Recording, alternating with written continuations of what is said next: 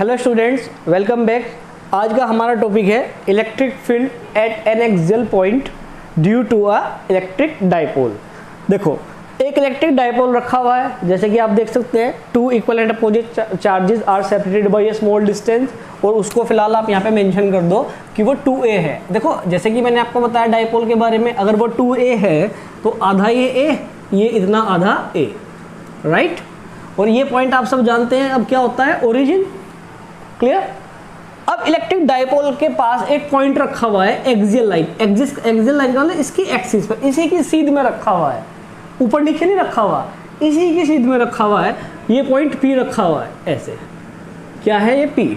अब आप मुझे एक बात बताओ, ये बात क्वेश्चन ने कह दी है कि ये इलेक्ट्रिक, ये पॉइंट जो रखा हुआ है इन दोनों के इलेक्ट्रिक फील्ड में रखा हुआ है चार्ज के, इसमें मुझे कोई कंफ्यूजन नहीं है। वो तो ये पूछ रहा, देखो माइनस क्यू के कारण भी इस पॉइंट पे इलेक्ट्रिक फील्ड है, प्लस क्यू के कारण भी इस पॉइंट पे इलेक्ट्रिक फील्ड है, तो टोटल कितना इलेक्ट्रिक फील्ड है ये बताना है।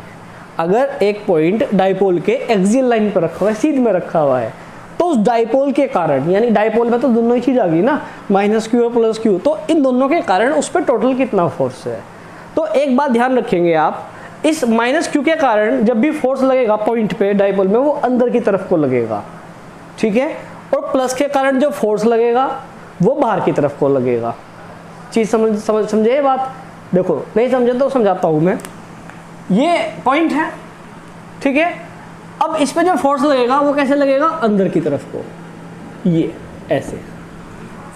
इलेक्ट्रिक फील्ड जो होगा वो कैसे होगा, अंदर की तरफ को, यानी कि ये इलेक्ट्रिक फील्ड है माइनस क्यू के कारण, और जो प्लस के कारण लगेगा वो बाहर की तरफ को लगेगा। ये बात आप दिमाग में सेट कर लो, पहले तो कर ली सेट। पी पॉइंट पे माइनस के कारण अंदर की तरफ को और प्लस के कारण बाहर की तरफ को। बताओ ये चीज़ तो समझ में आती है कि नहीं आपके, इतनी छोटी सी बात याद हो गई। अब इसमें आप क्या काम करेंगे, दोनों केस लगाएंगे कि एक बार निकालेंगे इलेक्ट्रिक फील्ड,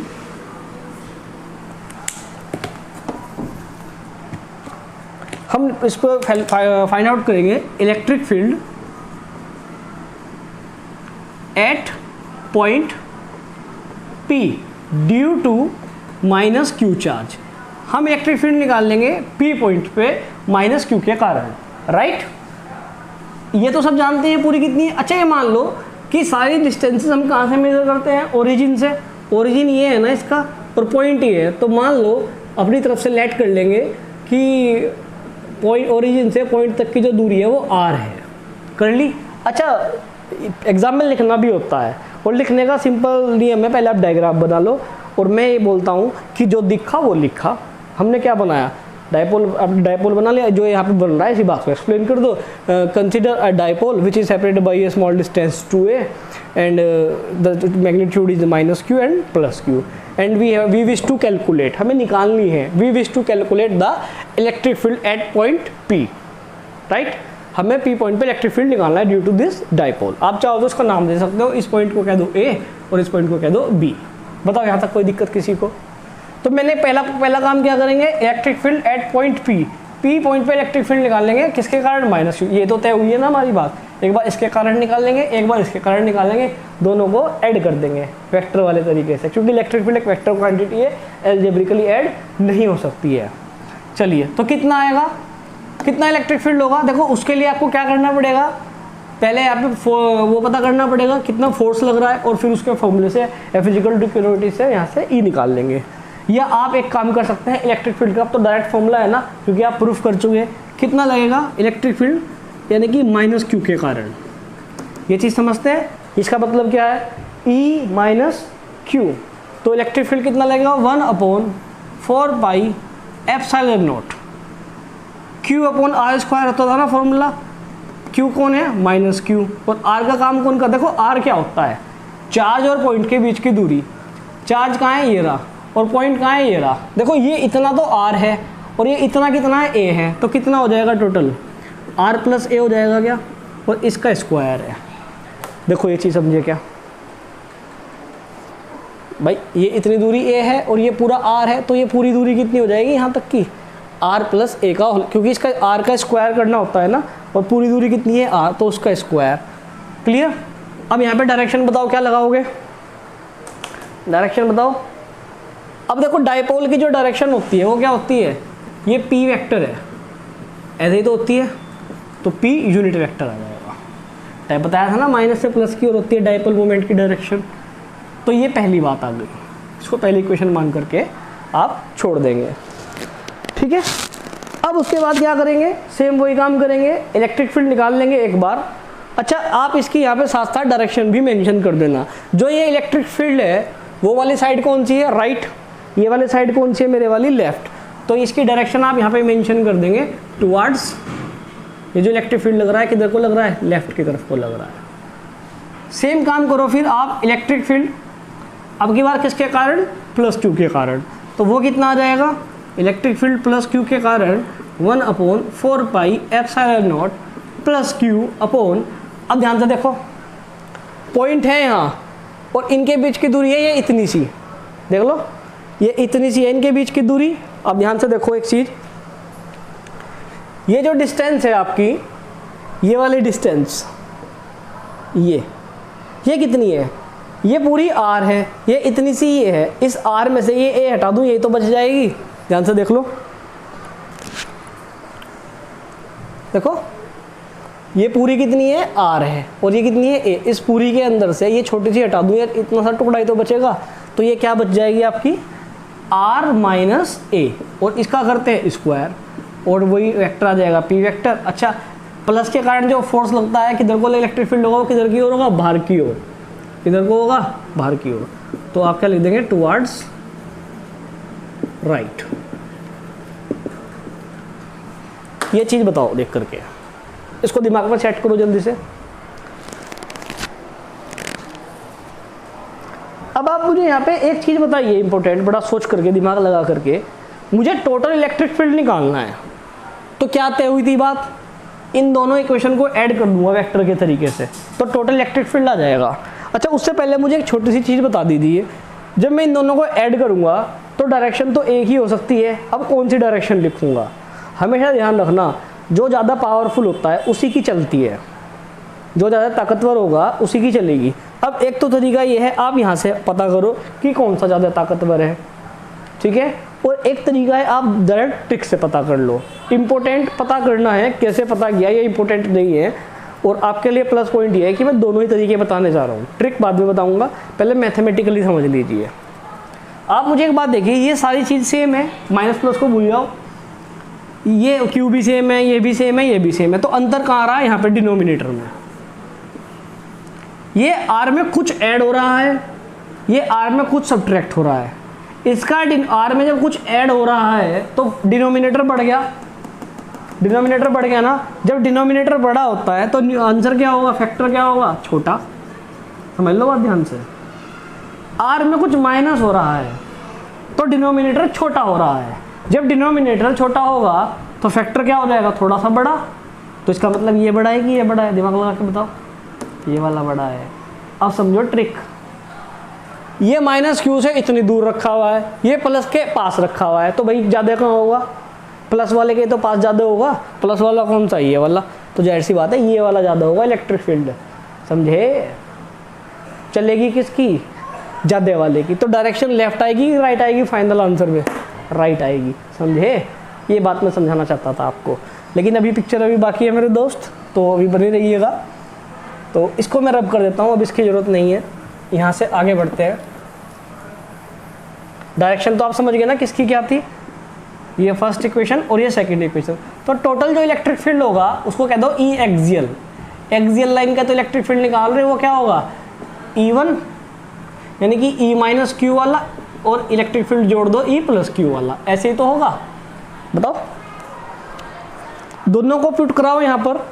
आप यहाँ से देख लो, जब आप दोनों वैल्यू पुट कराएंगे तो कुछ कॉमन आ रहा है क्या, 1/4 pi epsilon naught, Q common आ रहा है क्या, अंदर क्या बच रहा है, 1 प्लस r प्लस a का होल स्क्वायर, ठीक है। यहाँ क्या बचेगा, प्लस, यहाँ पे तो माइनस आ जाएगा ना, ये माइनस, और यहाँ पे प्लस 1/r माइनस a का होल स्क्वायर। एक बार इस वाली टर्म को आप देख लो यहाँ की हेल्प से। अब देखो मैं क्या काम करूँगा, इस वाले बॉक्स को देखो ध्यान से, बुक में आपको शायद समझना है, अगर कहीं ऐसे लिखा हो ए माइनस प्लस बी ऐसे लिखा हो, तो अगर मैंने उसको ऐसे लिख दिया तो क्या गुना कर दिया? मैथमेटिकल पोर्शन चल रहा है, फिजिक्स कुछ नहीं है इसके अंदर, याद देखिए। अगर कहीं माइनस ए प्लस बी लिखा हो, मैंने उसको लिख दिया बी माइनस, इसको पहले लिख लिया, इसको बाद में लिखा, तो क्या फ़र्क पड़ गया? ये माइनस वाली टर्म है यहाँ पर,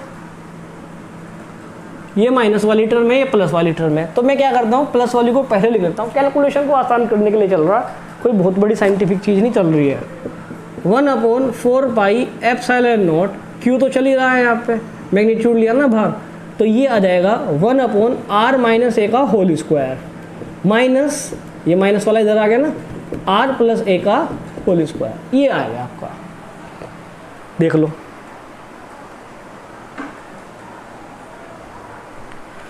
ठीक है,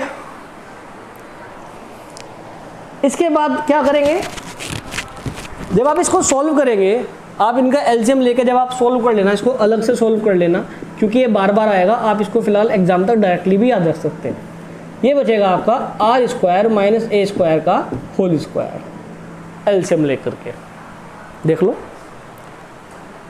भाई, A minus B A plus B वाली बात बन रही है कि नहीं यहाँ पर, तो ये क्या बचेगा आपका R square minus A square का होल स्क्वायर, और ऊपर जब आपका बनेगा, ये बनेगा 4ar, और पी वेक्टर भी तो कॉमन चल रहा था ना, देखो इन सब की टर्म में पी कैप भी तो आया था, तो इस की कैप को बाहर दिखा दिया, आप चाहो तो यहाँ भी दिखा सकते हो।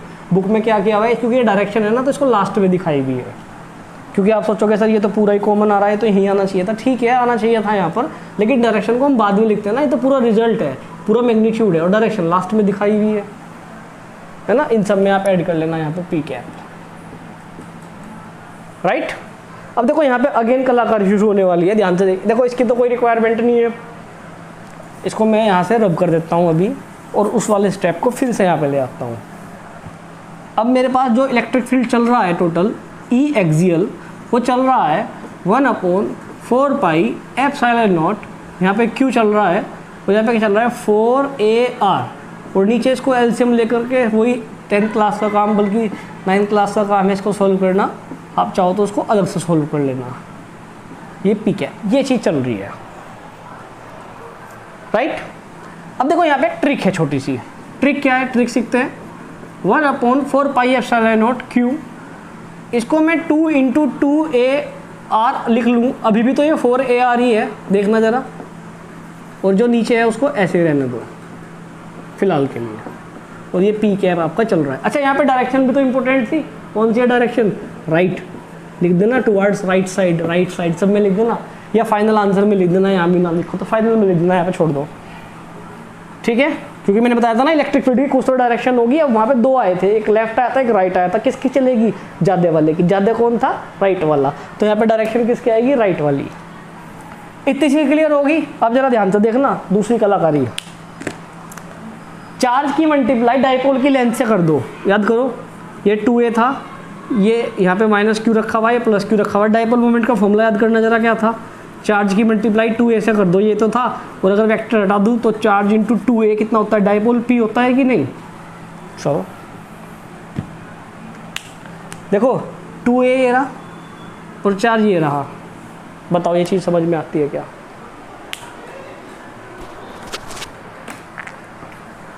तो अगला स्टेप कुछ ऐसा दिखाई दे रहा है मुझे, तो पता नहीं आपको दिखाई दिया कि नहीं।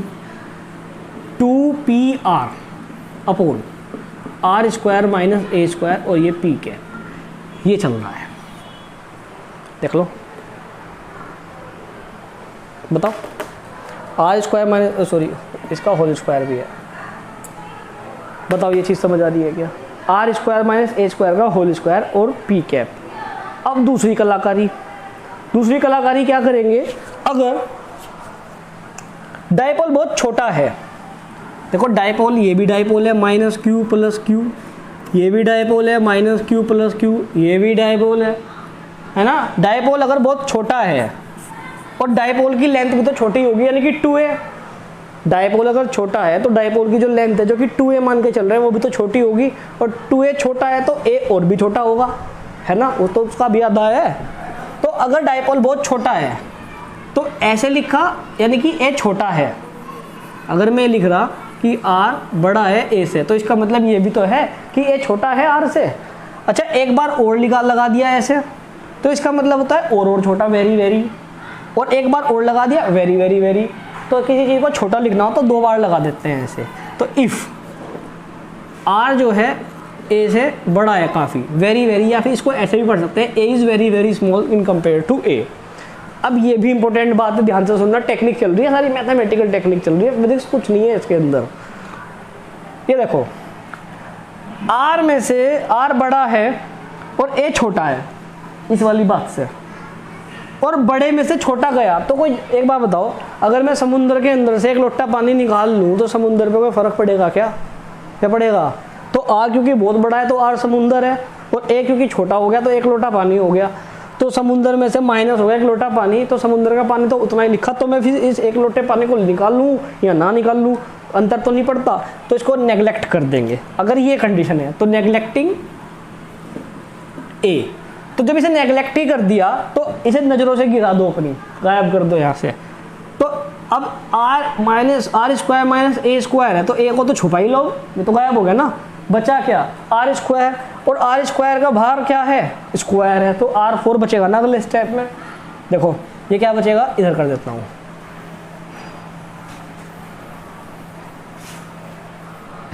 ये बचेगा आपका 1/4 पाई एप्सिलॉन नॉट, ऊपर चल रहा है 2PR, और नीचे क्या बचेगा? R की पावर 4, और ये P कैप, ऐसी तो है। देखो एक R से एक R की पावर कैंसिल, यहाँ पे क्या बचेगा? R क्यूब, ये कितना बचेगा? 1/4 pi epsilon not 2P/R cube. ये क्या है? ये E एक्सियल चल रहा है आपका, और ये P कैप। बताओ ये बात समझ आई क्या आपके? ठीक है स्टूडेंट्स, तो क्या फॉर्मूला बना E एक्सियल का? 1/4 pi epsilon not 2P/R cube और P कैप। तो यहाँ से एक चीज़ क्लियर नज़र आ रही है कि जो इलेक्ट्रिक फील्ड है at an axial point of dipole कैसे एक्ट करेगा? निगेटिव से पॉजिटिव की तरफ को एक्ट करेगा in the direction of dipole moment. और आप यहाँ से कंक्लूजन भी निकाल सकते हो, जो E एक्सियल है वो इन्वर्सली प्रोपोर्शनल है 1/R क्यूब के। यहाँ से निकल रहा कि नहीं?